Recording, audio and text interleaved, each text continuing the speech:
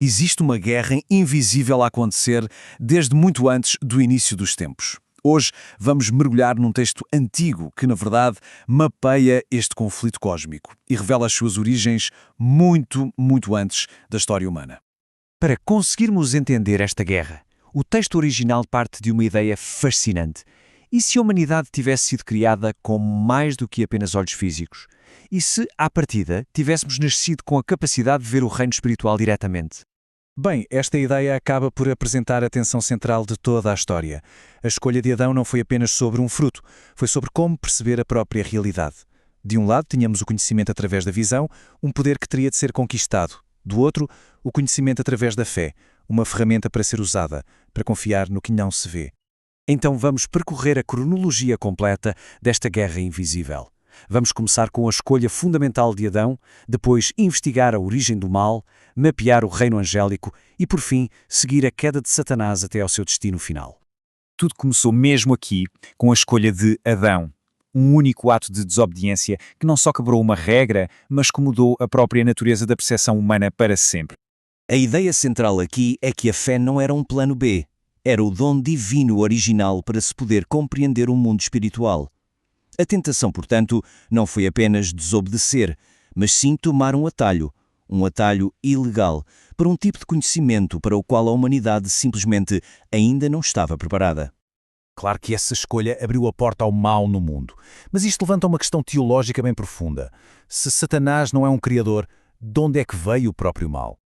Pois bem, o texto oferece uma resposta que é, no mínimo, surpreendente e que desafia muitos dos nossos pressupostos mais comuns sobre a fonte do mal. Eu sei, esta é uma afirmação que pode chocar à primeira vista, mas é absolutamente crucial perceber o que o texto quer dizer com isto. O mal não foi criado como uma entidade ou como uma força caótica independente. Em vez disso, o texto descreve o mal como um estado, uma condição de julgamento. Pensem nisto da seguinte forma: assim como a morte é um estado em que os humanos entraram depois da desobediência, o mal é um estado em que os anjos rebeldes entraram. Não é algo que existe por si só, mas sim o resultado do juízo divino. Este versículo ilustra um princípio fundamental. Deus, na sua soberania, pode usar uma entidade para executar o seu julgamento sobre outra. Aqui, vemos uma nação a ser usada como instrumento de justiça. O mesmo princípio, segundo o texto, aplica-se ao mal. E esta tabela resume as consequências distintas para anjos e humanos de uma forma muito clara. A mesma raiz de rebelião levou a dois instrumentos de justiça diferentes. Para os anjos, um estado de maldade. Para os humanos, um estado de mortalidade. Mas pensem nisto. Esta divisão cósmica não foi nada caótica.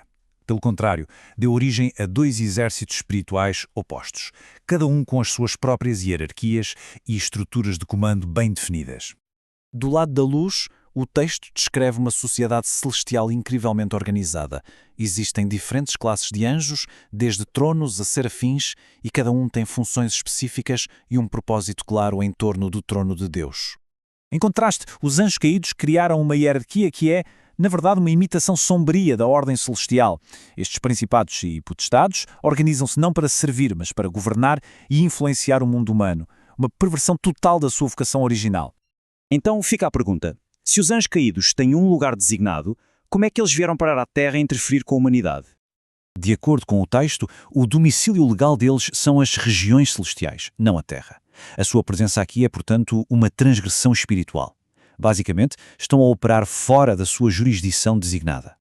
E esta passagem é absolutamente chave para o argumento, sugerindo que existe uma penalidade muito severa para os anjos que abandonam o seu domínio designado. Ao saírem do seu domicílio legal, colocam-se sob o risco de um julgamento ainda maior. Então, como é que eles entraram? Bem, segundo esta interpretação, foi a desobediência humana que criou uma geração sem proteção espiritual.